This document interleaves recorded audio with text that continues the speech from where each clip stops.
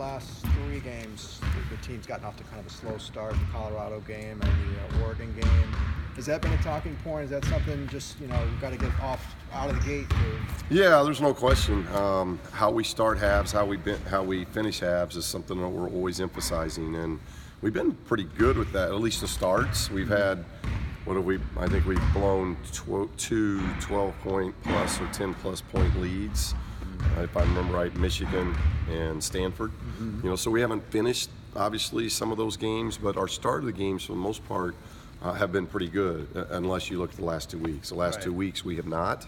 And so, yeah, we're discussing those things of trying to, whatever we can do to try to help our guys start games at a little quicker pace. If you sense it's, a minute, 2 minutes in, are you tempted to just call a timeout and just kind of say what's going on here? Or do you let it play? Do you want to let it play out a little bit longer? Yeah, I don't know if we've had a minute or two where it's just been a shellacking. Right.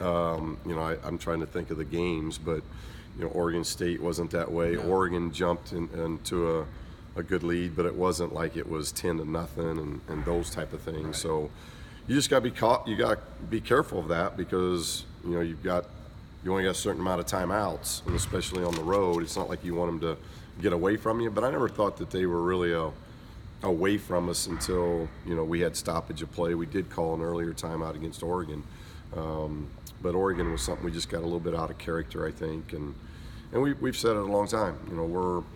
We're a different team, when Aaron's not on the court. That's just the way this team is. And I thought in the second half, when he was there, we were really good. But we haven't had to deal with what we dealt with in the first half all year long. How much different are you defensively than where you thought you would be, and how much of it is not having those three guys that you thought would be? Well, again, we go back and there's no excuse, and we told our team that there's no excuse to the way we've defended in the last 2 weeks, because our defense, not really Colorado as much as it was, and there were bits and pieces of Colorado, especially to start the game. But this road trip, I didn't like how we guarded, and so it's really been about this road trip, because our defensive efficiency has been right around 100, and this road trip was just not even close. And so it was more the road trip than anything else. So I hope there's lessons that are learned, because we got guys that are fighting and are giving good effort. We just did not follow defensive rules and principles on this road trip, and we paid for it. And we got embarrassed in a lot of offense, defense things, just because we weren't working together as a unit. And this team has to do that. We're going on a road trip with 8 scholarship players. Yeah. So it's not like you're going to the 9th, 10th, 11th guy. Those 8 have got to know the pressures that are on them, and it's not to score. We're scoring. I still think we're maybe first in the league still in scoring as far as efficiency goes.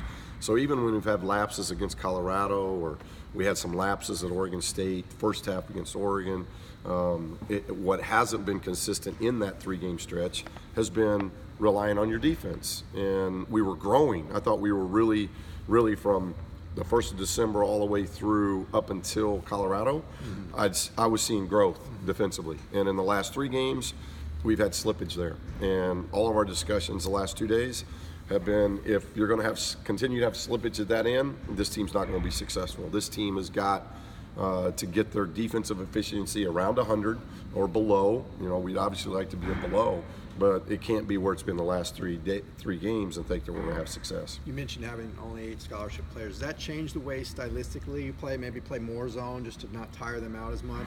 Well, yeah, and it's kind of a catch-22, because this team is at its best in transition. So this team, for whatever reason, we really play well in transition. And when we've had to play slower tempo games, I don't know this for a fact, we may be 4-4 in our slower tempo games.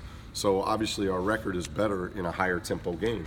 And but Utah was a slower tempo game, but we were really efficient. And when you play a slower tempo game, and that's not your style, you got to be really efficient at both ends. You don't have a lot of room for error. So we would much rather play up tempo. But as I've told the guys, you can't play up tempo if you're constantly taking a ball out of bounds. You've got to play up tempo out of defensive stops. So it's kind of a catch-22 of, I think we'd still rather play fast and we'd rather play up tempo, because our guys, we just got a lot of guys that are really good in the open floor. But with that said, if you can't get stops, then you got to slow the tempo. You talked about And I think it's about figuring out what, and we're still a work in progress. We'll have games where the ball moves, we get an open three, and instead of taking an open three, we make an extra pass, and it's a better three. We still quick shoot at times, and so it's the guys still figuring out playing at a fast pace, but not hurrying up. It's an old Coach Wooden saying, but we want to get out and go. We want to play, but we can't be hurried up, and I think sometimes we get hurried up. You talked about the team being different when Aaron's on the floor. What can maybe a guy like Jalen do to make that absence of Aaron feel a little bit less? What can he improve or do? Well, I think defensively, and that's where his focal point's got to be. I think he's a very skilled offensive player, scorer, but what he does defensively allows us to maybe give Aaron a little bit of rest, even if Aaron's on the court. If you look at it, with what Aaron's doing, not only his minutes, but his production offensively, he's also guarding the best player on the other team. So there's just an enormous amount of pressure that is put on him day in, day out. And if we can just give him a 2-3 minute blow, even if he can stay on the court, but not have to guard the best player all the time, that helps. So it's not just Jalen, it's the other guards continuing to work on their defensive improvements to where we can do some of those things with Aaron. Is fatigue, you think, a factor at all when you kind of talk about the numbers, at this stage of the season? Well, it can be. You're in the grind of the season. But again, and we told the team that yesterday. If that is a reason, that's a lack of toughness. And I think that's what's being challenged here is just how tough we are. And there are other teams that are playing 8-9 guys, as well. Now we now have the luxury when we're at home in practices that we don't have on the road, as far as having bodies to practice. Because obviously Jalen and Cody are not traveling with us. Ike did not travel due to his concussion. He didn't travel with us as well, and Alec Wolf was sick a little bit on this trip. So we don't have that luxury on the road like we do at home. But those are, in my opinion, those are excuses of soft play, and we don't want that. You've got to, if you're 8 guys knowing you're going to play, it's your responsibility to take care of yourselves. It's your responsibility to get the rest, the treatments that you need. It's our responsibility as coaches to monitor maybe practices, and we're doing that. Our practices are about an hour and a half Monday and Tuesday, and then we really back off on Wednesday, getting ready for the games that we're playing Thursday and Saturday, and we can't really do much on Friday. So, we're trying to monitor those things. But other than that, it's just a toughness. I think it's more of a toughness thing from a player standpoint of executing a game plan. Have you seen them get tougher over the course of the season?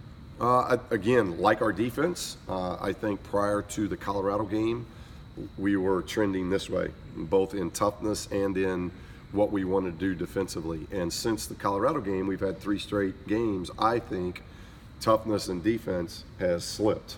And they're valuable lessons for a young team to learn that it only takes 1 game to end up being 2 games that can potentially announce 3 games that has happened for us, and we've gotten 3 losses in those games. And we've had slippage in toughness and defense in all 3 of those games. So starting with Cal, moving forward, we can't have slippage.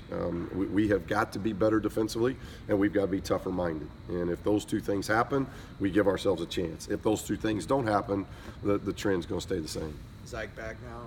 I think he is cleared today. I've heard he's cleared for some contact. And if that's true, I'm waiting to talk to Shane, but if that's true, then he'll get a little bit of contact today for the first time. How do you kind of look at putting this last stretch behind you? I mean, do you almost want to just approach it as a clean slate and just say, let's consider this a new season? I think it becomes a situation because of where we were 2 weeks ago with where we were offense, defense, toughness, and now we've had that slippage in 2 of the 3 areas. We've lost 3 in a row to where now I think these next 2 weeks are paramount to setting up the rest of our season, and we told our guys that. I've always been pretty honest with my team as far as not trying to mind trick them into something that's not true, because I was a player once, and coaches that I had, you may play tricks on players' minds, but it's never been about truth and false.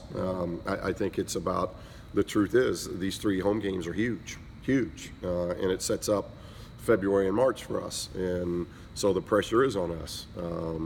and we've got to perform at a high level, starting with Cal, Stanford, and then SC.